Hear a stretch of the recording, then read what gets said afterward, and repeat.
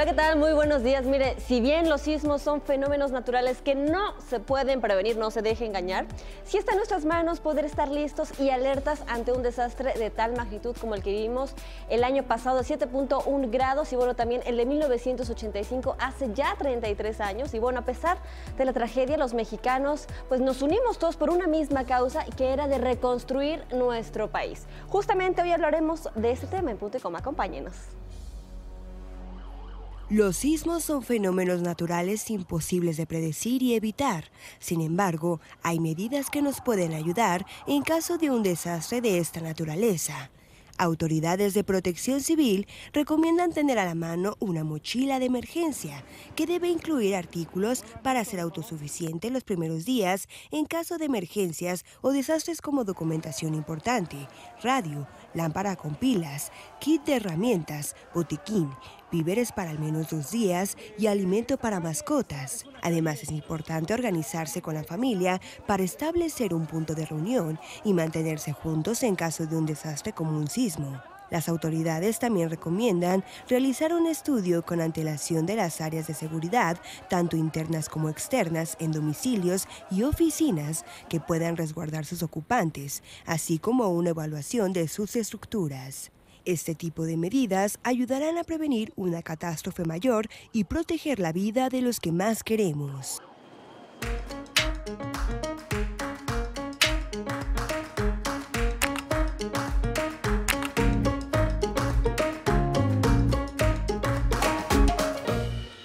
Muy buenos días, bienvenidos a Punto y Coma de nueva cuenta. Yo soy Paulina Silva y bueno, pues sí, seguimos hablando de este día post macro simulacro, y también pues un día después de este primer aniversario que estamos conmemorando después del sismo de hace un año, 19 de septiembre. Pues ya está marcado en la vida de todos los mexicanos. Hayamos vivido o no el sismo de 1985, siempre pues vivimos con las historias de nuestros padres, de nuestros tíos, quienes estuvieron en este sismo, pero que además pudimos revivir el año pasado, y que sabemos de qué se trata, que los mexicanos nos unamos por una sola causa, de qué se trata ver la tragedia.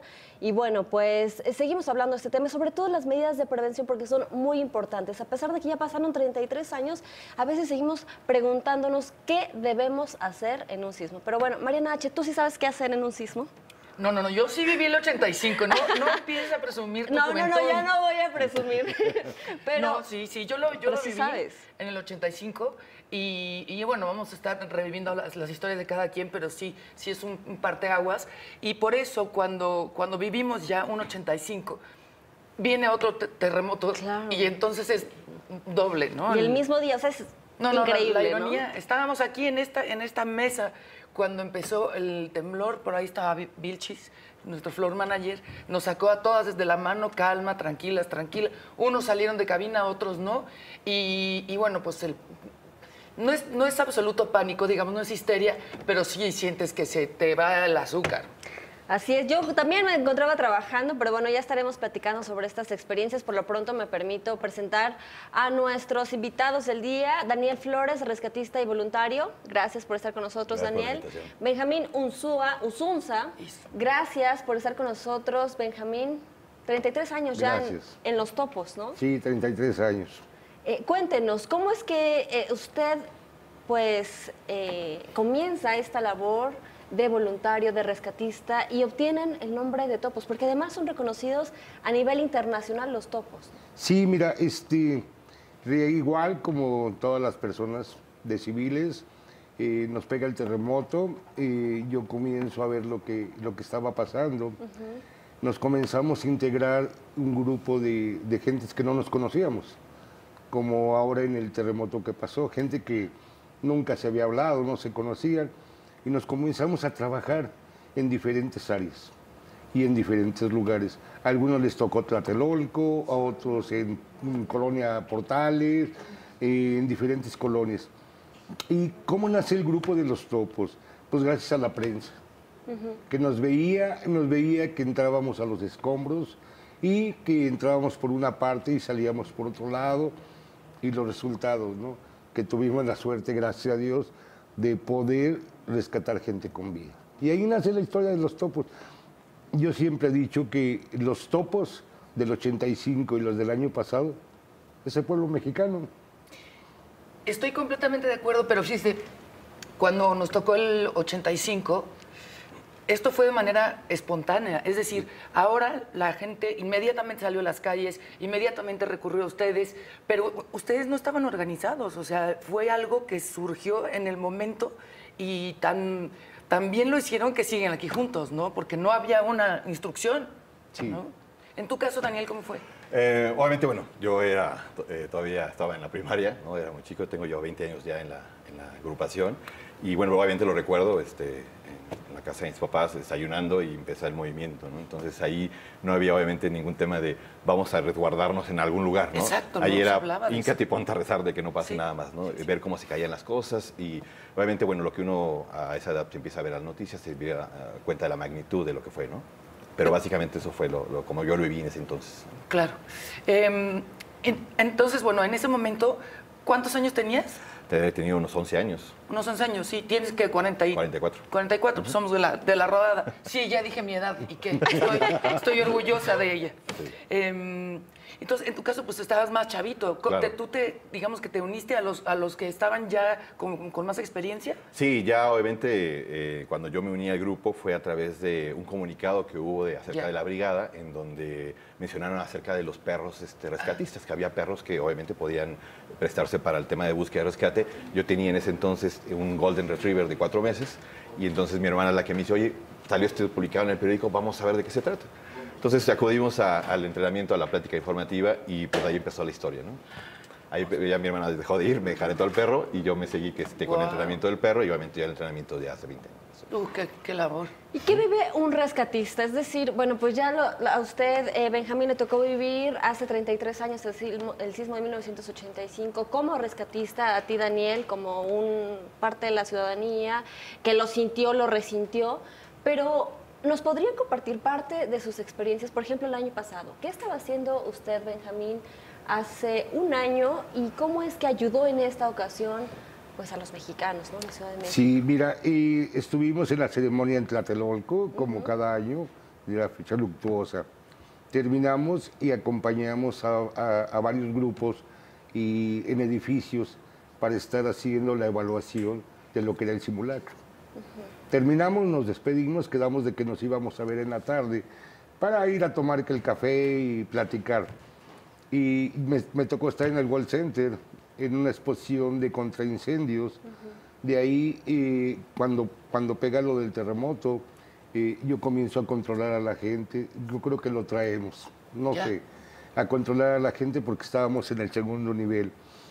De ahí yo no me doy cuenta que había pasado nada hasta que pasó una patrulla y la paro y le pregunto que qué pasó. Y me dice, varios edificios se cayeron. Para yo poder ¿Qué trasladar... sintió? ¿Qué sintió? No, vuelves a vivir en lo del 85.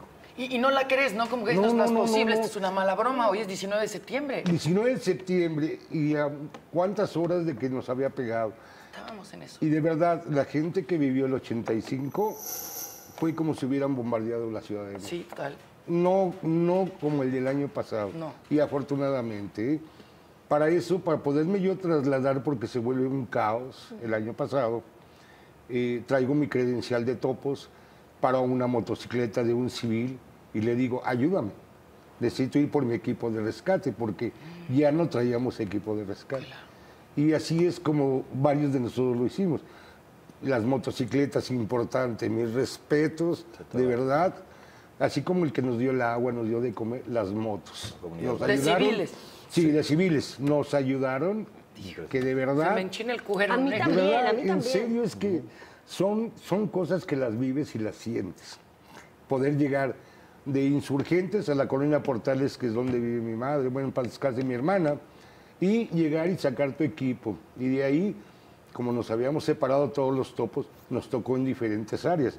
Mi primera intervención a mí de la mañana fue en Petén y Zapata, hasta como a las 4 o 5 de la tarde. Que fue uno de los puntos más álgidos en la ciudad. Es que hubieron muchísimos, pero ese, a mí también me tocó estar como reportera, incluso me tocó ver cómo sacaban cuerpos. Es impresionante, pero Además, también es muy alentador ver cómo todos los mexicanos estaban volcados en este punto, o sea, demasiada gente quería ayudar, de todas las edades, de todos los estratos sociales también, y cómo solamente había un único objetivo, sacar a la gente, la verdad es que viva o muerta, porque es lo que se tiene que hacer. Sí, mira, es lo que se tiene que hacer, implica dos rescates, ¿no? Primero vamos por la vida, Sí, que es lo claro. importante. Pero tenemos que hacer el rescate de las víctimas fallecidas. ¿Por qué? Porque tenemos gente que está esperando afuera Sí, claro. y que necesita saber dónde están sus seres queridos. ¿Qué vamos a hacer? Pues ayudarlos. No podemos dejarlo atrás. Son rescates diferentes. Claro. Porque en uno estás jugando vida con vida, porque vas a rescatar una vida. Y en la otra va vida contra una persona fallecida. Pero se tiene que hacer. Y tienes que estar muy convencido de lo que estás haciendo. ¿Qué se necesita para ser topo? Tener mucho corazón y sentimientos. Ahí está. Híjole. A mí me Muchas gustaría- cosas más. ¿eh? Sí. Yo reconozco que hay muchas cosas más que ustedes tienen, pero ahorita las platicamos. Eso, las imágenes más impactantes que han visto en estos 33 años, también me gustaría que nos la contaran. Esto después del corte, Daniel Benjamín.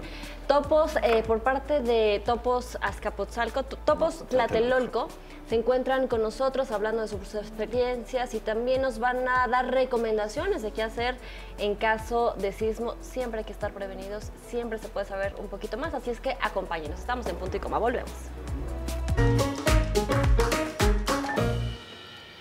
Siempre en este país existe este momento de hasta hay una canción, ¿no? ¿Dónde te tocó el temblor? Claro, ¿No? sí. ¿Qué estabas Tenemos haciendo? nuestra canción. Tenemos hasta una canción. Y lo que vivimos, yo por ejemplo veo lo que sucedió en 85, todo el pietaje, digamos, que hay en YouTube, lo puedo ver, no es una cuestión de morbo, es una cuestión de decir, no puedo creer cómo pasó esto, ¿no? Estas escenas cuando rescatan a los bebés, yo no puedo parar de llorar, o sea, sí es una cosa muy, muy fuerte. Y luego ahora, bueno, pues tenemos muchos más porque tenemos más herramientas para ver este asunto.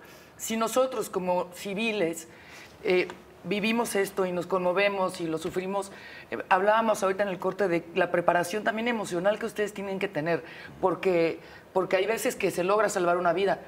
Hay veces que la vida es un perro y también son ustedes muy felices, todos nosotros. Creo que ahora se salvaron hasta tortugas y cosas así. Perico y no Un sé. perico y demás cosas.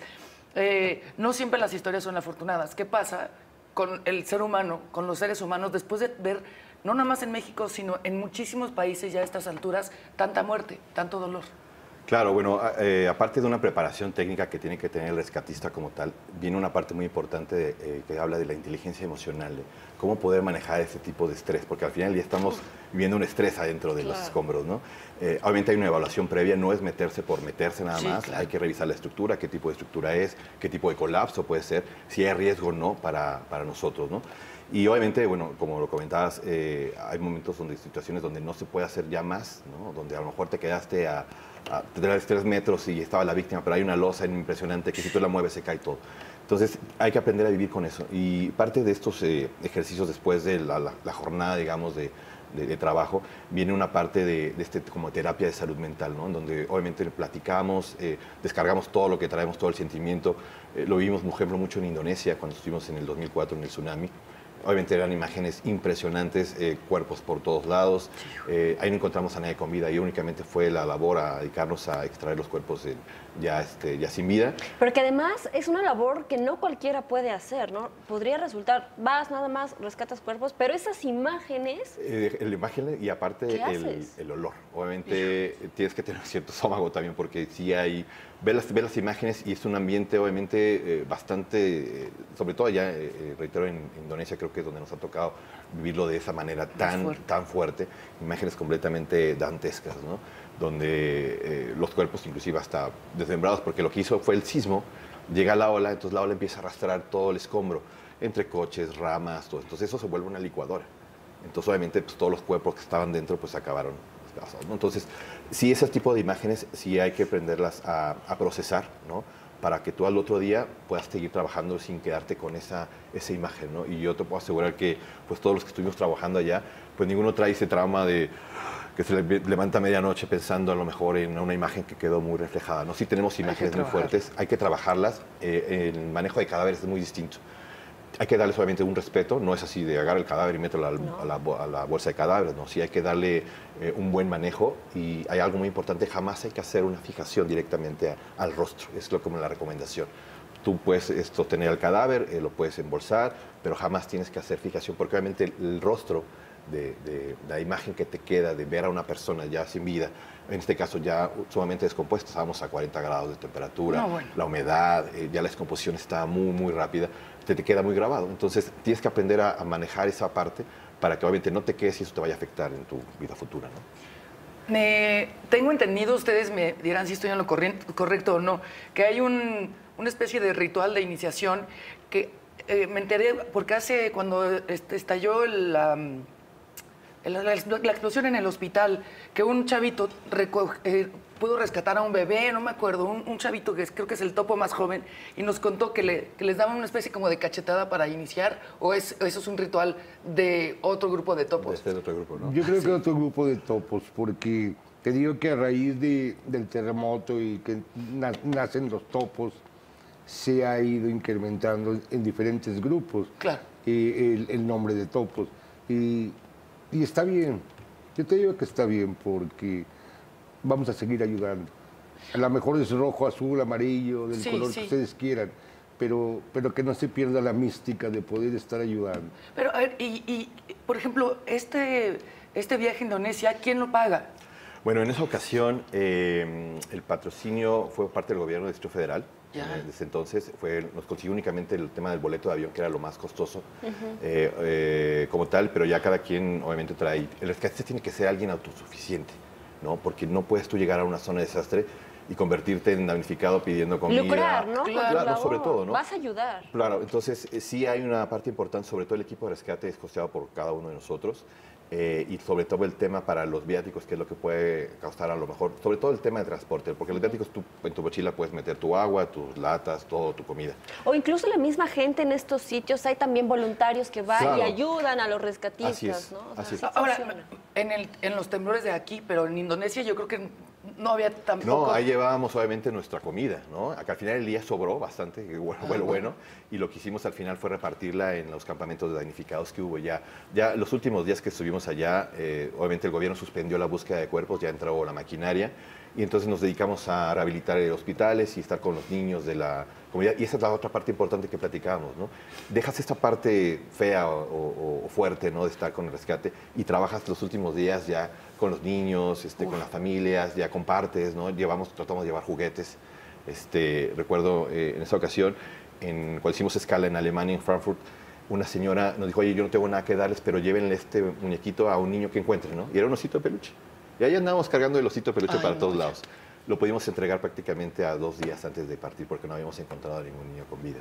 Entonces ya en esta última parte donde repartimos la comida que no consumimos, repartimos el muñequito. Por ahí tenemos la foto de Comandante Bravo que andaba. Nuestra primera salida ya como grupo, te puedo decir, entre comillas, especializado, se nos da a un año, en el 86, en San Salvador, donde tuvimos que viajar del Distrito Federal a San Salvador en un camión, bueno, en 2 camiones, fuimos en 2 camiones, 37 horas para poder llegar a San Salvador y llegar igual, pernoctar en la calle, estar en el edificio Rubén Darío y lo que decíamos de la comida. Llevábamos comida y la gente ya lo que nos daba era arroz, ya nos daba nuestro arroz. Y te digo, son diferentes los lugares a los que vas, diferente cultura, religión. Claro. O sea, hay lugares donde no puedes tocar a la víctima hasta que no pidas un cierto permiso. O sea, no. Esto del rescate sí es complicado en algunos lados. Sí, justo allá en Indonesia, obviamente, por los musulmanes, obviamente, no tocaban a los cuerpos que ya estaban, inclusive fueran familiares. Entonces, ahí te decían, pasabas tú y te hacían las señas, ¿no? De que lo levantaras, oye, pero pues está ahí, ¿no? O sea, tú sí lo podías levantar, pero ellos no. Por la cultura. Ajá. Entonces, y ahí el tema fue que no había un reconocimiento, digamos, de como una morgue o un registro, ¿no? Ahí la instrucción por parte del gobierno era pues, extraigan los cuerpos, va a pasar el camión que recolector y directamente a las fosas, ¿no? No había una especie como de listado de voy a buscar a mi familiar, ¿no? Entonces eran camiones de cadáveres tirados haciendo fosas, ¿no? Ya sin identificar. Sin identificación nada, a tirarlos, a aventarlos a las fosas y a tapar o prender fuego, ¿no? Entonces sí eran imágenes muy, muy impactantes y obviamente, como lo comentaba Benjamín, pues dependiendo de los lugares donde acudas, es a donde tienes que tú, pues, con la cultura, ¿no? Convivir con la cultura y obviamente apoyar el más que se pueda. Bueno, yo les comparto que justo hace un año yo no cambiaría la experiencia que viví como reportera, estar en las calles y de pronto escuchar la alerta sísmica, ver que está temblando y de pronto pues ir con un camarógrafo e ir a captar estas historias, estos momentos. No lo cambiaría porque toda la experiencia que vivimos nos hace más fuertes, yo sí creo eso. Sin embargo, después de ese martes 19 de septiembre, que me tocó justo estar en la colonia Portales, en la delegación Benito Juárez, que fue la segunda más afectada después de este sismo, ver los derrumbes, ver a la gente llorar por su familiar, estar afuera y no saber si están ahí, si fueron trasladados, porque pues no había un protocolo, ¿no? de actuación por parte de las autoridades para ver quién era trasladado o pues había fallecido. Entonces, toda esta adrenalina, estar en ese momento no me permitió percatarme de la gravedad, a lo mejor solamente estaba trabajando. Llegué a casa esa noche, la verdad es que agradecí porque tenía un techo, tenía donde bañarme, tenía a mi familia sobre todo completa. Sin embargo, esa mañana, al otro día, teníamos que presentarnos a las 6 en punto en distintos lugares donde había catástrofe.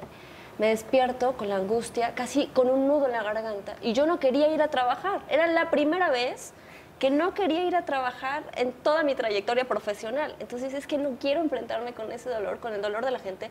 Finalmente te agarras de fuerzas y dices, pues es mi labor, o sea, es mi responsabilidad como medio de comunicación, como reportera, salir a las calles y contarle a la gente qué es lo que está pasando y pedir ayuda también, ¿no? Estos mensajes de ayuda. Lo hice, sin embargo, fue inevitable llegar al punto y ponerme a llorar inexplicablemente. Yo no sabía por qué estaba llorando, pero solamente era la cuestión, era como yo podía sacar lo que sentía. Y la verdad es que también, mucho tiempo después de este desastre, yo sentía un poco de culpa, me sentía mal, me sentía incluso deprimida, porque no podía ni siquiera ir al cine o salir, porque me sentía culpable. Decías, hay tanta gente que está en estos momentos. Pero bueno, a todo esto, a mí me gustaría preguntarles, ¿alguna vez han visto una imagen o se han sentido que ya no pueden más o que no les gustaría estar en ese momento, que cambiarían su labor?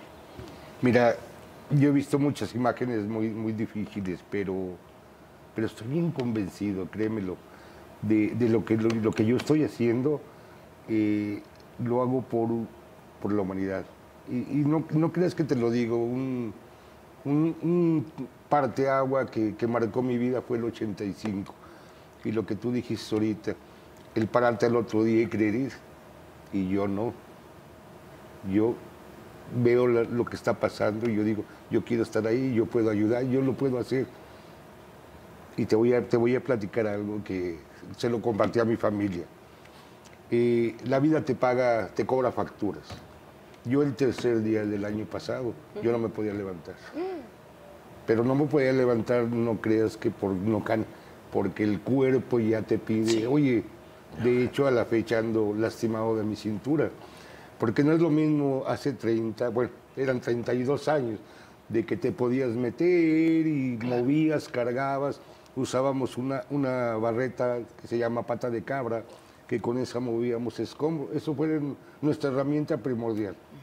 Movíamos escombro y ahora, al tercer día yo estaba molido, pero no dejé de estar ahí.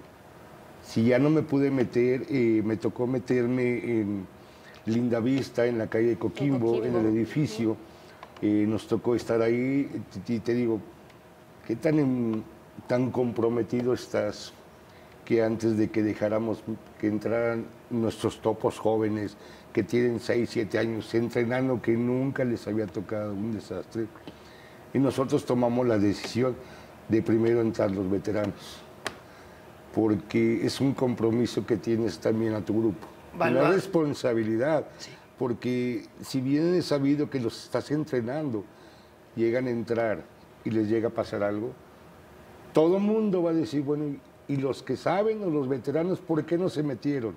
Es algo bien importante. Esa es una responsabilidad que tienes que tener como dirigente de un grupo. Y además... Y evaluar el lugar a donde vas a entrar. Exacto. Sí, hacer la evaluación para ver quiénes pueden entrar, cuántos, cómo está la situación. Pero además, yo lo que creo, Benjamín, es que si no es lo mismo, la misma fuerza o las mismas dimensiones, digamos, físicas, yo creo que el simple hecho de verlos, o sea, a lo mejor estás nomás dirigiendo, ¿no?, algunas operaciones, y para la gente lo importante que es, o sea, literal, que llegue alguien con estas leyendas, eso yo creo que le da paz a un montón de gente. Vamos a hacer una pausa, regresamos y vamos a hablar de precauciones también, porque por más que yo sí lo viví y ya el segundo temblor, y luego de pronto dices, y todavía no sabes qué hacer a la hora de un temblor, ustedes nos pueden ayudar. Hacemos pausa, regresamos. Seguimos hablando de estas historias de hace 33 y el primer aniversario del sismo 19S, que sin duda ya es un día que nos marca y debemos seguir hablando sobre las medidas de prevención. Benjamín me contaba historias o frases que nunca va a olvidar de personas que están atrapadas y que afortunadamente en algunas ocasiones se puede hacer el rescate de ellas. Pero ¿qué debemos hacer en un sismo? Es decir, estamos en un edificio de 15 pisos, bajamos, subimos, ¿qué debemos hacer?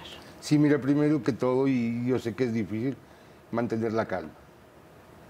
Es lo más importante. Si tú comienzas a controlarte, puedes controlar a las demás gentes. ¿Qué vamos a hacer? Tratar, si no podemos bajar, que seamos de las que puedan bajar luego, vamos a replegarnos, a buscar un área que previamente ya veamos que son columnas, ¿sí?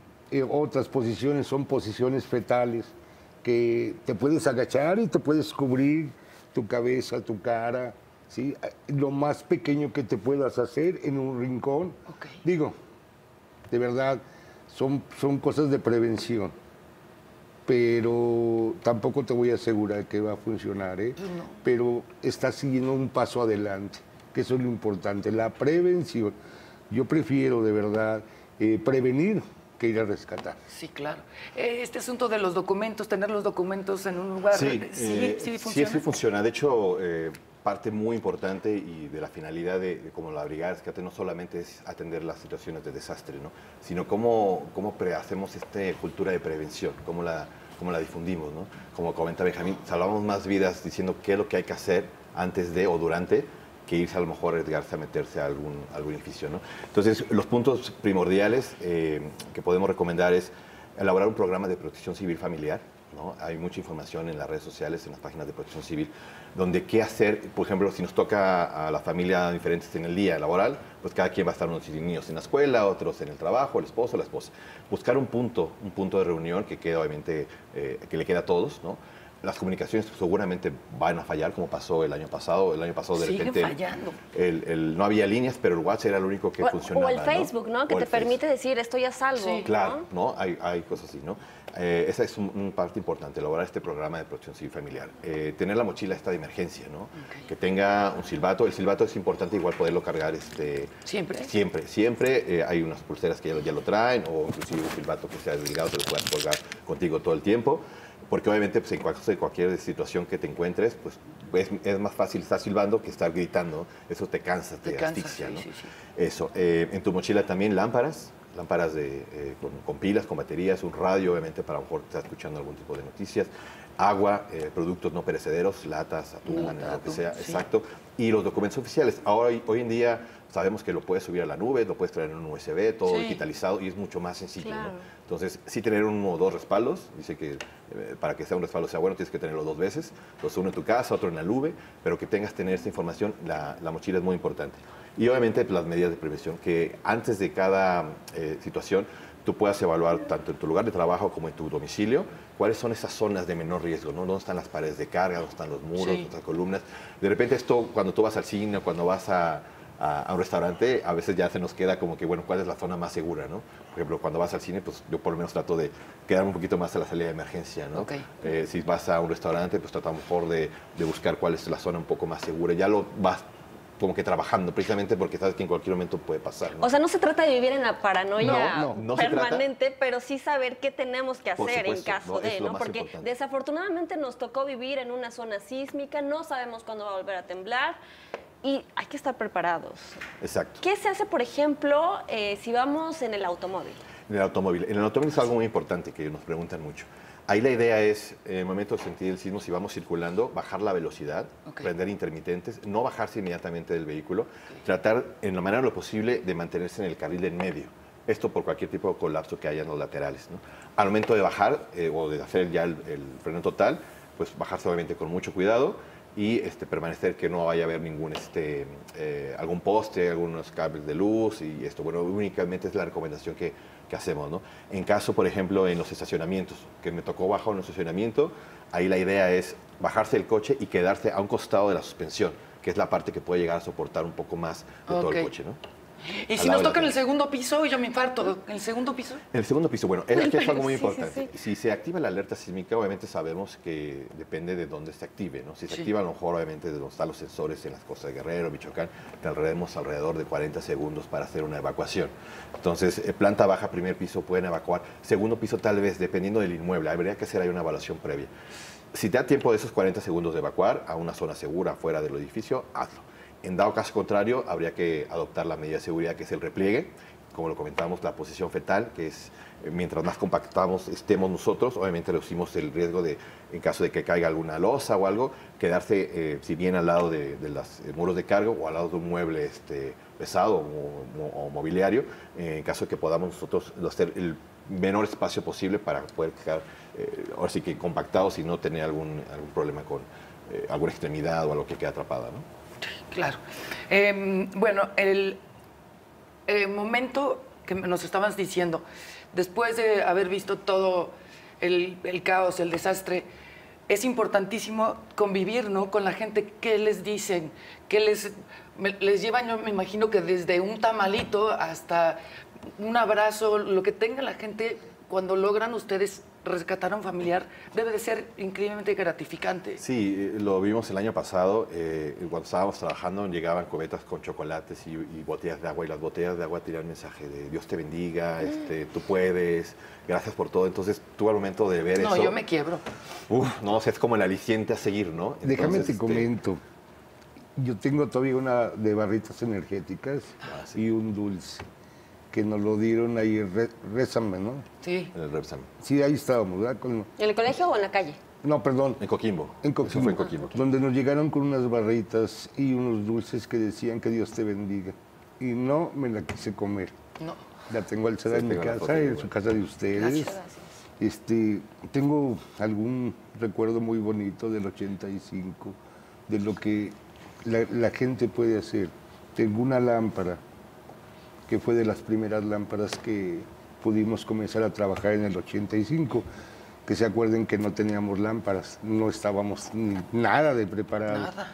Con un poliducto y las tapitas de donde hace la gelatina, que eran de plástico.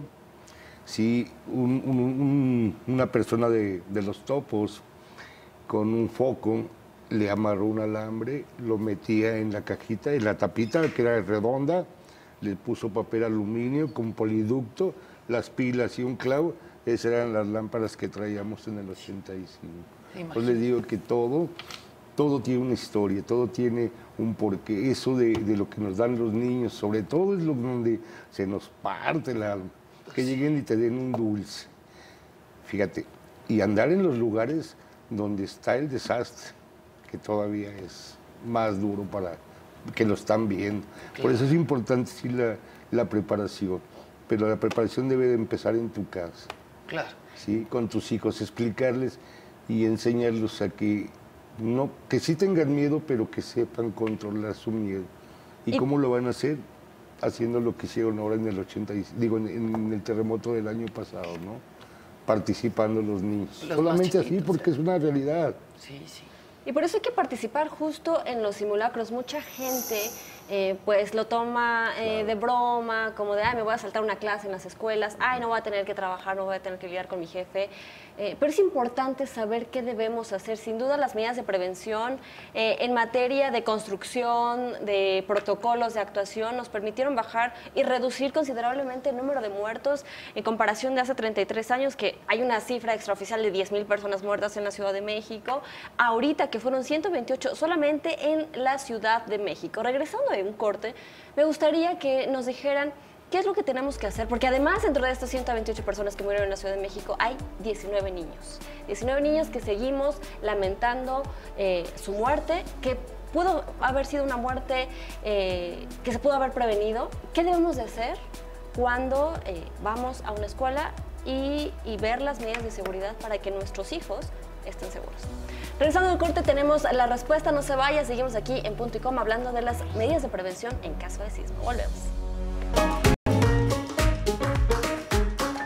Seguimos en Punto y Coma hablando de las medidas de prevención en caso de sismo y bueno, a nombre de mi compañera Mariana H., bueno, la despido, nos tuvo que ir porque bueno, tenemos muchísimo trabajo que hacer, pero seguimos hablando de estas medidas con Daniel Flores y Benjamín Isunza, quienes son topos de Tlatelolco y bueno, nos están contando todas sus experiencias. Les preguntamos antes de irnos a un corte, ¿qué pasa con los padres de familia que tienen que inscribir a sus hijos, que después de esta catástrofe en el colegio Enrique Rebsamen, donde murieron 19 niños, lamentablemente, que se pudo haber prevenido, qué medidas debemos de tomar al ingresar a los niños a un colegio?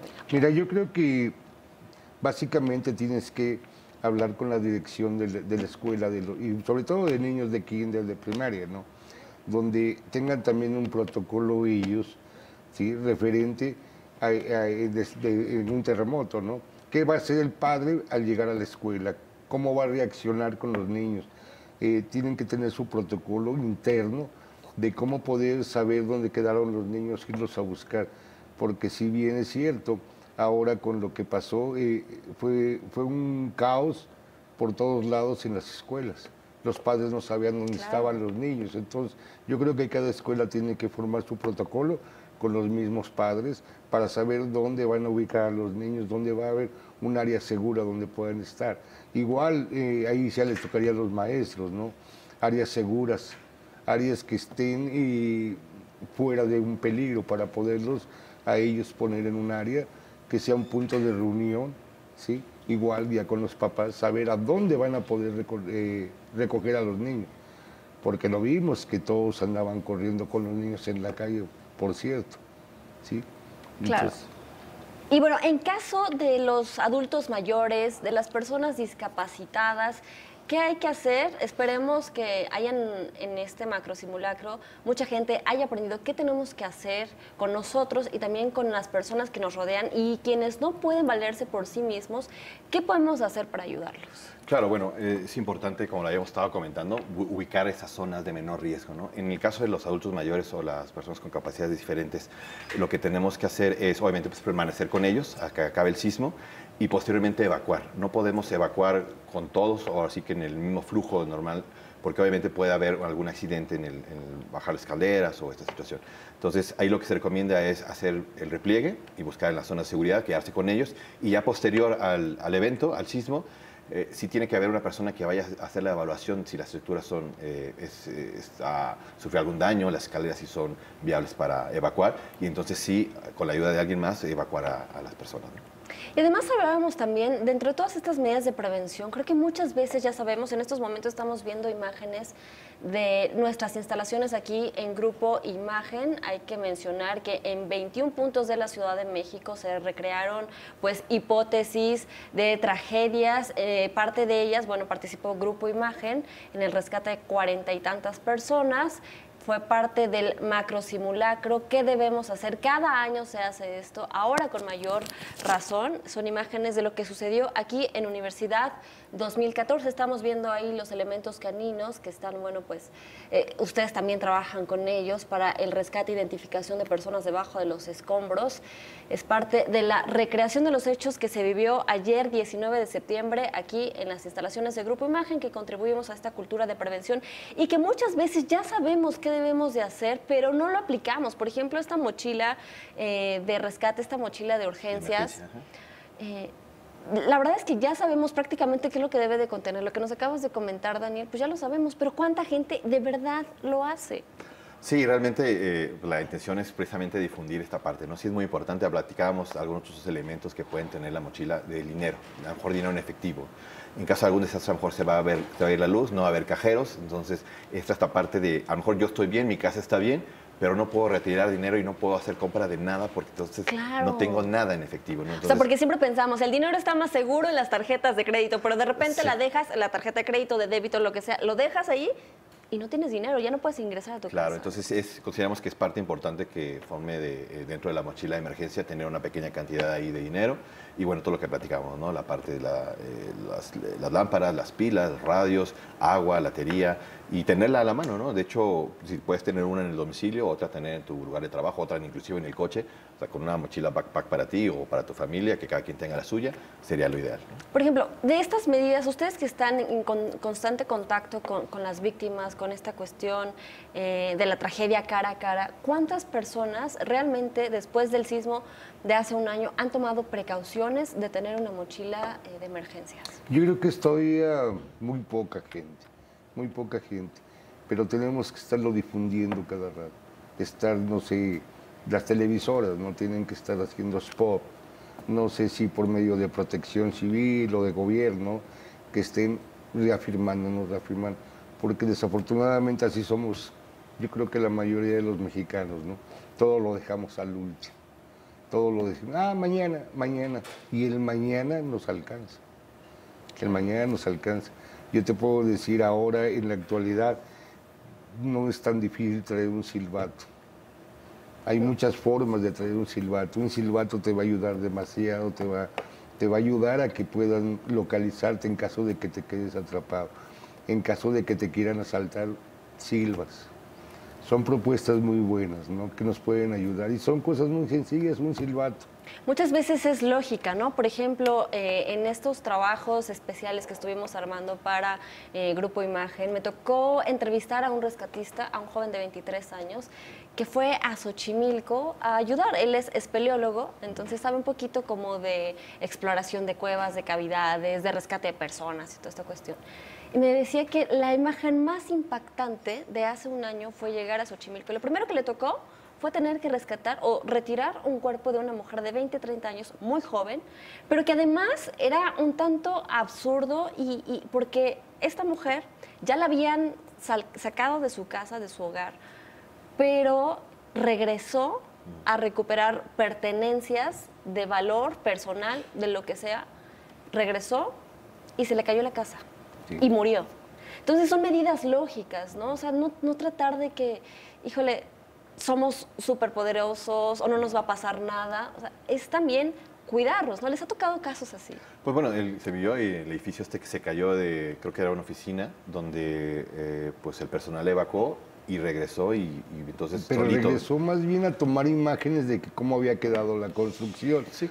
Entonces te digo, somos personas que no entendemos lo que está pasando. Ayer lo vimos y de verdad, desafortunadamente, en el simulacro, no le cae el 20 a la gente que baja platicando, agarrados de la mano, jugando. Texteando, y ya les pasó el año pasado, nos pasó, pero no hacemos conciencia.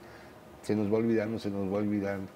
Fíjate, yo todavía hace dos horas o 3 horas antes del terremoto, yo venía platicando con un taxista y le decía, vio que iba uniformado y me pregunta, le digo, no, pues son 32 años del terremoto. Le digo, pero fíjate que lo más triste es que la gente se le ha olvidado. Sí. Y un simulacro lo ven como que es una pérdida de tiempo. Le digo, pero desafortunadamente el día que nos vuelva a pegar, las nuevas generaciones lo van a entender. Y yo creo que nos pasó. A las 2 horas de lo que yo te estoy diciendo nos pega. Y ahorita viste cómo la gente, los jóvenes de diferentes edades se volcaron a ayudar. Yo creo que ahorita estamos todavía a tiempo de estarles recordando, ¿no? Que esto no pasa y va a pasar siempre. Estamos, como tú dijiste, en una ciudad que nos puede pegar un terremoto en cualquier hora. Y justamente aquí le estaremos recordando estas medidas de prevención. Nunca está por demás. Nos vamos a un corte, no se vaya, seguimos todavía con unos minutitos más de información en Punto y Coma. Estamos en la recta final de Punto y Coma y sin duda algo que marcó también una diferencia de hace 33 años fue el uso de las redes sociales. Daniel, mucha gente ayudaba a través de estos medios y que supongo que también les ayudó muchísimo, ¿no? Claro, por supuesto. Esta parte de pues, el Facebook es un medio de obviamente difusión masiva. Ayudó mucho justamente a enterarse qué es lo que estaba pasando en lo que se zona, necesitaba, ¿no?